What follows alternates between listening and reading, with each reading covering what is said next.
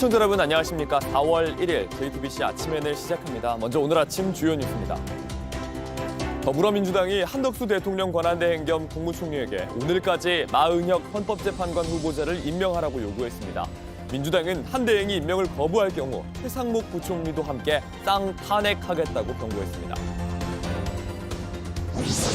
전국 의과대학과 의학전문대학원 40곳 중 38곳에서 의대생 모두가 학교로 복귀했습니다. 하지만 일부 학생들은 수업 거부 투쟁을 예고하면서 이들의 수업 참여율이 정상화의 관건이 될 전망입니다. 규모 7.7의 강진이 난 지 닷새째인 미얀마에선 사상자가 5천 명을 넘어섰습니다.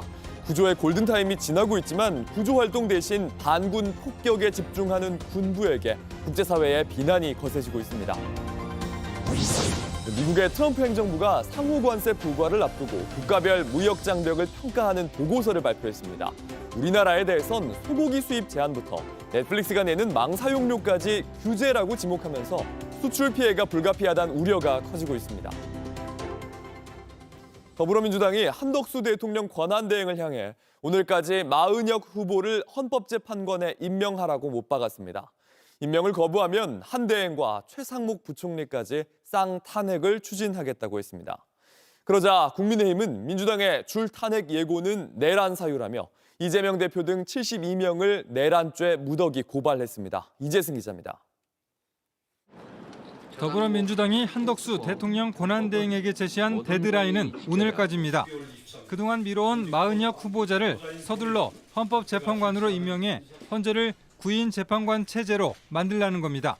그렇지 않으면 한 권한대행과 최상목 부총리에 대한 탄핵안을 추진하겠다고 했습니다. 지금의 이 혼란의 원인은 모두 한덕수, 최상목으로부터 시작됐습니다. 반드시 그에 대한 책임을 물어야 하지 않겠습니까? 앞서 민주당 초선 의원들은 나머지 국무위원들도 줄 탄핵할 수 있다며 공세 수위를 더 높였습니다. 대통령 권한대행이 대통령목 재판관을 임명할 수 없게 하거나 고의로 임명을 미루면 징역형에 처하는 법안까지 발의했습니다. 이에 여당인 국민의힘은 민주당을 향해 위원정당 해산 심판 카드를 꺼내들었습니다. 마 후보자 임명을 조건으로 내각 총탄핵까지 시도하는 건 위헌 소지가 있다면서 민주당 초선 의원 전원과 이재명 대표 등 72명을 내란죄로 고발했습니다. 정부의 권능 마비를 넘어 사실상 정부를 전복시키겠다는 명백한 내란 행위이며 이러한 주장을 하는 것 자체로 내란 선동이라고 할 수 있습니다. 헌재가 윤석열 대통령 탄핵 심판 선고를 계속 미루는 가운데 재판관 구성을 놓고 여야가 극한 대응에 나서면서 전국은 더욱 혼란을 겪게 될 전망입니다. JTBC 이재승입니다. 정부가 정한 의대생의 복귀 마감 시한이었던 어제까지 전국 40개 의과대학 중 38곳의 의대생 전원이 복귀한 걸로 파악됐습니다. 지난해 2월 정부의 의대 정원 증원 발표에 집단 휴학으로 파행했던 의대 교육이 1년 만에 정상화를 앞두게 됐지만 아직도 변수는 남아 있습니다. 공다솜 기자입니다. 정부가 학교와 의대생들에게 제시한 복귀 마감 시한은 어제였습니다. 이때까지 전국 40개 의대 중 인제대와 한림대를 제외한 38곳의 의대생들은 전원 복귀한 것으로 파악됐습니다. 지난 21일 연세대가 등록을 마감했고 서울대도 의대생들이 등록을 마쳐 이른바 빅5 의대생들이 사실상 전원 복귀를 결정한 겁니다. 충남대와 부산대 등 국가 거점 국립대 의대도 비슷한 상황으로 전체 의대생의 95%가 돌아온 셈입니다. 복귀 흐름이 시작된 만큼 내년도 의대 모집 정원은 증원 이전 수준인 3,000명대로 줄어들 가능성이 큽니다. 관건은 학생들의 강의 참여 여부입니다. 현재 전국 의대는 4월 본격적인 강의를 앞두고 온라인 수업과 대면 수업을 병행하며 수강 신청을 받고 있습니다. 이런 가운데 서울대와 연세대 의대생 등 일부 의대생들은 등록 후 휴학과 수업 거부 등의 방식으로 투쟁을 이어가겠다고 밝혔습니다. 학생들이 전원 복귀한 의대도 정상적인 학사 일정이 이루어질진 아직 미지수인 겁니다. 이에 교육부는 각 대학의 등록률뿐 아니라 수업 참여도까지 포함해 전원 복귀 여부를 판단하겠다고 밝혔습니다. 학생들의 복귀로 의대생 대규모 재적 사태는 피했지만 의대 교육 정상화를 판단하기엔 아직 이른 단계란 분석입니다. 교육부는 4월 중순쯤 전원 복귀 여부를 판단해 결정하고 내년도 의대 모집 인원을 발표할 예정입니다. JTBC 공다소입니다. 규모 7.7의 강진이 덮친 미얀마에선 사상자가 5천 명을 넘어섰습니다. 여전히 실종된 사람들이 많은데 전기와 물이 끊긴 상황에서 구조는 더디기만 합니다. 재난 현장이 생지옥으로 변하고 있지만 미얀마 정부는 구조보다 반군 소탕을 우선하고 있습니다. 조민중 기자입니다. 무너진 건물 잔해에서 임신부 한 명이 들것에 실려 나옵니다. 지진 발생 66시간 만입니다. This is the third survivor, a pregnant lady that's saved by Jonathan Rex. 지금까지 미얀마 군정이 집계한 사상자 수는 사망 2천여 명, 부상 3천여 명입니다. 아직 구조 작업이 진행 중이어서 사상자 수는 더 늘어날 것으로 보입니다. 하지만 물과 전기가 끊긴 상황에서 의료시설까지 대다수 무너지면서 구호 활동은 난항을 겪고 있습니다. 그 사이 생존 골든타임 72시간이 지나면서 실종자들이 살아있을 확률도 점점 줄어들고 있습니다. 인력과 장비가 부족해 맨손으로 땅을 파는 등 구조 작업도 어려워지고 있습니다. Because of the strong nature of the earthquake, some of the basement floor are collapsed down, and some people are trapped in this area. So we identify these people. Where is the missing people? Where is the trapped people? 이번 지진은 진원의 깊이가 10km에 불과해 피해가 컸습니다. 땅이 진동을 제대로 흡수하지 못해 충격이 그대로 전달됐습니다. 안 움직이고 붙어 있고 위는 움직이니까 그 에너지가 계속 쌓이다가 그 단층의 강도, 한계치를 넘어서면 그게 일시적으로 방출이 되는 거거든요. 단층을 따라서. 그때 지진이 발생합니다. 이런 가운데 미얀마 군부는 반군을 향해 공습을 이어가고 있습니다. 지진의 진앙지로 큰 피해를 입은 사가행 지역과 반군부 세력이 장악한 나웅초 지역에선 폭격이 계속됐습니다. 미얀마 군정은 다음 달 6일까지 일주일을 국가 애도 기간으로 선포하고 조기를 개항한다고 밝혔습니다. JTBC 조민주입니다. 트럼프 행정부가 상호 관세 발표를 이틀 앞두고 국가별 무역 장벽을 평가하는 보고서를 공개했습니다. 한국에 대해선 소고기 수입 제한부터 넷플릭스가 내는 망 사용료까지 규제라고 지목했습니다. 이런 가운데 백악관은 부문별 관세까지 추가 검토 중이라고 밝혔는데 우리 경제에 직격탄이 불가피해 보입니다. 워싱턴 정강현 특파원입니다. 미국 무역대표부가 현지 시간 오늘 공개한 국가별 무역평가 보고서입니다. 미국 수출 기업들이 직면한 무역 장벽이 자세히 담겼습니다. 한국은 총 7페이지가 할애됐습니다.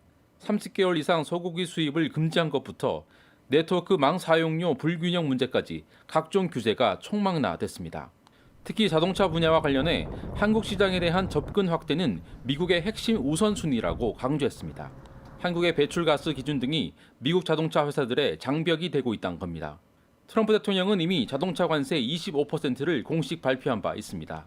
And what we're going to be doing is a 25% tariff on all cars that are not made in the United States. If they're made in the United States, there's absolutely no tariff. 무역 대표부가 이날 공개한 보고서는 상호 관세 발표를 이틀 앞둔 시점에 트럼프 대통령에게 제출됐습니다. 상호 관세 세율 등을 정할 때 중요한 참고 자료가 될 것으로 보입니다. 백악관은 상호 관세 시행 방침을 재차 확인하면서도 세부적인 내용엔 입을 다물고 있습니다. 실제 우리 외교 당국에 따르면 트럼프 행정부 내부에도 구체적인 내용을 아는 인사는 극소수입니다. 대외적으로는 큰 원칙 정도만 알려져 있습니다. 오는 4월 2일부터 부과되는 상호 관세는 국가별로 차등 부과한다는 게 트럼프 행정부의 기본 방침입니다. 우리나라는 대미 무역 흑자 8위 국가입니다. 예고한 대로 국가별로 각각 매기는 방식이라면 우리나라는 고율 관세를 피하기 어려울 거란 관측이 나옵니다. Take a look at trade with Asia. And I wouldn't say anybody is treated as fairly or nicely. 이런 가운데 백악관은 반도체 등 부문별 관세가 추가로 부과될 가능성도 열어놨습니다. 미국과의 자유무역 협정에도 불구하고 한국 경제엔 직격탄이 불가피해 보입니다. 워싱턴에서 JTBC 정강현입니다. 원달러 환율은 16년 만에 최고치를 기록했고 오늘부턴 생필품 값이 줄줄이 오릅니다. 라면, 맥주, 우유 등 석 달 사이 가격을 올린 식품업체만 40곳에 달합니다. 박소연 기자입니다. 국내 맥주 점유율 1위 카스입니다. 작은 캔 가격이 2,500원으로 11% 오릅니다. 진라면 한 봉지 가격도 790원으로 10% 인상됩니다. 좀 겁나죠. 그냥 그전 같으면 뭐 한 5만 원이면은 충분히 좀 샀다고 생각할 수도 있는데 지금은 10만 원 가져야 과일도 좀 사고.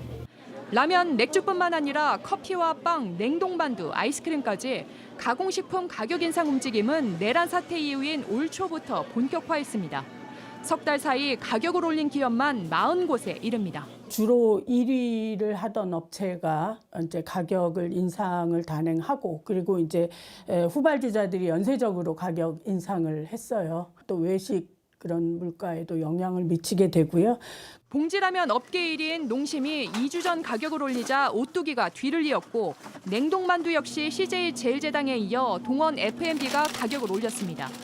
스타벅스가 지난 1월 말 가격을 올리자 연이어 가격을 인상한 커피업계도 마찬가지입니다. 식품업계는 환율 급등으로 수입 원재료 값이 올라 가격 인상이 불가피하다고 설명합니다. 하지만 밀과 대두, 식용유 가격은 1년 전보다 비슷하거나 저렴해졌습니다. 특히 K푸드 인기로 지난해 식품업계 영업이익은 대체로 개선됐는데도 가격을 올린 겁니다. 최근에 올해 하반기 실적이 전반적으로 안 좋아진다는 걸 감안하고 있는 것 같아요. 가격을 올려서 이익률이라도 확보하는 전략을 펴는 것 같습니다. 네, 이렇게 돼버리면 이제 그런 부담이 다 국민들한테 가게 되겠죠. 전국 혼란이 길어질수록 기업들의 가격 인상 경쟁은 더 심해질 전망인데 얼어붙은 소비 심리는 더 위축될 걸로 보입니다. JTBC 박소연입니다. 온라인에서 화제가 된 뉴스, 화제가 될 뉴스를 골라 전해드립니다. 아침엔 소셜픽입니다. 미얀마에서 일어난 지진, 태국 방콕의 고층 빌딩마저 흔들었는데요. 빌딩을 잇는 다리가 갈라지는 상황에서 이걸 뛰어넘은 한국인이 현지에서 화제가 됐습니다. 현지 시각 28일 태국 방콕의 텅러에 있는 50층 빌딩이 지진에 크게 흔들렸습니다. 빌딩을 잇는 다리가 갈라지는 위험한 상황, 이걸 자세히 확대해보니 다리 위에 사람 그림자가 획 지나갑니다. 이 남성은 한국인이었는데 다른 쪽 건물에 있는 아내와 딸을 찾으러 건물을 뛰어넘었고 40층 넘게 걸어 내려간 뒤에 대피해 있던 가족과 만날 수 있었습니다. 가족을 구하기 위해 위험을 무릅쓴 이 영상 현지에서 크게 화제가 됐는데요. 권 씨는 태국 방송국과의 인터뷰에서 가족들에게 도착할 생각뿐이었다고 말했습니다. 팔에는 쓸린 자국이 남았고 아내에게 신발을 양보해 맨발로 걸어오느라 발은 새까매졌지만 크게 다친 곳은 없었습니다. 권 씨의 아내는 SNS에 남편이 다리를 저는 모습을 공개하면서 부상을 계속 확인하는 중이라고 전하기도 했습니다. 이후 건물은 큰 이상은 없는 상태로 알려졌습니다. 갑작스러운 지진에도 가족을 지키기 위한 마음이 태국을 위로하고 있습니다. 평화의 소녀상을 조롱했던 외국인 스트리머의 기행들이 아직도 눈에 선한데요. 그런데 또 다른 외국인 스트리머가 한국에서 행인을 위협하고 욕설하는 영상이 논란 중입니다. 한 외국인 스트리머가 거리에서 소리를 지르면서 방송을 이어갑니다. 행인에게 느닷없이 이렇게 카메라를 들이대더니 서로 부딪혔고 오히려 영어로 욕을 하기 시작합니다. 이 영상은 외국인 스트리머가 행인을 이유 없이 폭행했다며 분노를 불러일으켰습니다. 다만 이 스트리머는 소셜미디어에 그간의 전화기를 때린 거라며 자신은 한국의 법과 시민을 존중한다고 주장했습니다. 하지만 연이어 택시기사에게 이렇게 충전기를 들이밀고 소리를 지르거나 거리에서 욕하면서 물건을 집어던지는 등 한국에서 벌인 행동들이 영상으로 확인됐습니다. 이 스트리머 기행으로 알려진 조니 소말리가 방송했던 플랫폼과 같은 곳에서 활동 중입니다. 한편 조니 소말리는 최근 거리에서 방송하던 중 행인에게 주먹을 맞고 말다툼을 하거나 윤석열 대통령 탄핵 반대 집회에 참여하는 모습이 목격되기도 했는데요. 지금은 업무방해 등의 혐의로 기소돼 재판을 받고 있습니다. 나라를 조롱하고 행인을 위협하는 스트리머들의 기행이 멈추지 않고 있습니다. 일론 머스크 미국 정부효율부 소장이 한국을 또 언급했습니다. 지난해 10월에 이어 또다시 꺼낸 건 한국의 인구 소멸입니다. In almost every country. And unless that changes, civilization will disappear. 현지 시각 29일 머스크는 폭스뉴스와의 인터뷰에서 당신을 가장 잠 못 이루게 하는 일은 뭐냐 이런 질문을 받았습니다. 미국이 역대 최저 출산율을 기록했다면서 한국을 언급했습니다. Places like Korea, the birth rate is 1/3 replacement rate. So that means in 3 generations, Korea will be 3 or 4% of its current size. And nothing seems to be turning that around. Humanity is dying. 그러면서 서구 문명의 기둥인 미국을 무너지지 않게 해야 한다고 주장했습니다. 머스크는 지난해 10월 사우디아라비아에서도 비슷한 발언을 했습니다. Based on current birth rates, South Korea would have about 1/3 of its current population, perhaps much less. 일론 머스크, 저출산이 다른 어떤 것보다 심각한 위기라는 걸 여러 차례 한국을 들어 설명하고 있습니다.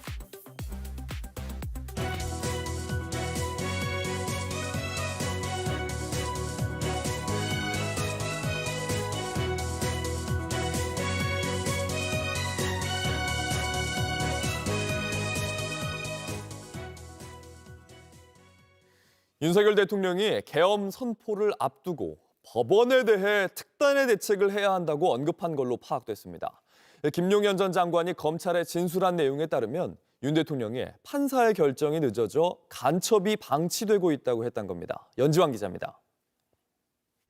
법관 체포는 포고령 1호 국회 봉쇄와 함께 윤 대통령 탄핵 심판 5개의 쟁점 중 하나입니다. 비상계엄을 선포한 뒤 법관에 대한 체포를 시도했다는 의혹인데 방첩사 등을 수사하는 과정에서 권순일 전 대법관 등을 체포하려 했던 정황이 드러났습니다. 하지만 윤 대통령은 헌재에 나와 이에 대해선 언급하지 않았습니다. 최후 진술에서도 이런 내용은 비껴갔습니다. 검사 탄핵은 그 자체로도 수사 방해이지만 검사 탄핵을 지켜보는 판사들에 대한 겁박이 되기 마련입니다. 그런데 JTBC 취재 결과 김용현 전 국방부 장관이 비상계엄 선포 전 윤 대통령이 법원에 대해 언급했다고 진술한 것으로 확인됐습니다. 김 전 장관은 윤 대통령이 청주와 창원 간첩단 사건과 관련해 판사 기피 신청이 들어오면 단기간에 결정하는 게 상식이라고 말했다고 진술했습니다. 그러면서 6개월이나 결정을 안 해 구속기간이 끝나 돌아다니는데 방치하는 상황이라며 특단의 대책을 언급했다고도 했습니다. 2021년과 2023년 기소된 두 간첩단 사건 모두 피고인들이 판사 기피 신청 등 재판 지연 전략을 써왔습니다. 윤 대통령의 사법부에 대한 깊은 불신은 조지호 경찰청장이 계엄 직전 삼청동 안가에서 들었다는 윤 대통령 발언에서도 확인할 수 있습니다. 조 청장은 윤 대통령이 법원, 언론 전부 종북 좌파라고 말했다고 진술했습니다. 비상계엄이 필요한 이유로 법원도 지목한 건데 계엄이 바로 해제되지 않았다면 사법부에 대한 장악이 구체화되었을 수 있습니다. JTBC 연지환입니다. 장제원 전 의원이 어젯밤 11시 40분쯤 서울 강동구 한 건물에서 숨진 채 발견됐습니다. 경찰은 현재까지 범죄 혐의점은 발견하지 못했다며 사망 경위를 구체적으로 수사하고 있다고 밝혔습니다. 장 전 의원은 비서를 성폭행한 혐의로 경찰 조사를 받던 중이었으며 피해자 측은 오늘 조소 배경과 계획 등을 설명하는 기자회견을 열 예정이었습니다. 대통령의 임기 시작부터 끝날 때까지 모든 기록을 관리하는 곳이 대통령 기록관입니다. 그런데 탄핵 심판 선고를 앞둔 상황에서 대통령 기록관장의 교체가 진행돼 논란입니다. 면접엔 2명이 참여했는데 정권 초반부터 대통령실에서 일했던 인사가 포함됐습니다. 김한수 기자입니다. 대통령 기록물은 대통령 비서실, 국가안보실, 대통령 경호처 등에서 생산한 모든 기록들입니다. 계엄 관련 국무회의로 계엄 상황 일지 등이 해당됩니다. 대통령실 취임식 참석자 명단과 대통령실 이전 관련 자료, 명품백 수수 기록 등 현 정부 들어 논란이 됐던 사항과 관련한 자료들도 대통령 기록물입니다. 이런 기록물들은 대통령이 물러나면 대통령 기록관으로 이관돼 관리됩니다. 이때 대통령 기록관장이 이관 대상 기록물의 이동과 재분류를 금지시키고 직접 현장에서 확인할 수 있는 권한을 갖고 있습니다. 그런데 행정안전부는 대통령 기록관장 채용 공고를 냈습니다. JTBC 취재 결과 지난주 치러진 면접에 참여한 사람은 2명, 여기에 정모 전 대통령실 행정관이 포함된 것으로 확인됐습니다. 행안부 관계자는 정 전 행정관과 대통령 기록관 전 직원 등 2명이 면접에 참여했다고 밝혔습니다. 정 전 행정관은 윤 대통령 취임 몇 달 뒤인 2022년 7월부터 지난달 20일까지 대통령실에 파견돼 근무했습니다. 대통령 기록관장 공고가 나오기 8일 전까지입니다. 헌재의 탄핵 선고를 앞두고 이른바 알박기 인사라는 지적이 나옵니다. 기록관장을 한번 이번에 바꿔놓으면 알박기가 돼가지고 이 모든 대통령 기록물을 관리하잖아요. 개헌 관련은 이 대통령 기록물 접근하는 데라든가 여러 가지 관리하는데 상당히 문제가 있을 뿐만 아니라 지난 2023년 11월 임명된 현 이동혁 기록관장은 올해 정년을 이유로 임기 5년을 못 채운 상태로 물러나게 됐습니다. 행안부는 신임 관장직 지원자에 대한 정보는 개인정보라며 어떠한 입장도 밝힐 수 없다고 했고 정 전 행정관 역시 아무런 입장을 밝히지 않았습니다. JTBC 김한수입니다. 날씨입니다. 오늘은 전국이 맑은 가운데 한낮 기온이 크게 올라 완연한 봄 날씨를 보이겠습니다. 낮 최고 기온은 서울이 17도, 광주 18도 등으로 어제보다 3도에서 4도 높겠습니다. 다만 대기가 매우 건조한 가운데 서풍을 타고 중국발 스모그가 유입되면서 수도권을 중심으로 초미세먼지 농도가 짙어질 전망입니다. JTBC 아침 N을 마칩니다. 내일도 7시 반에 아침을 열겠습니다. 시청해주셔서 감사합니다.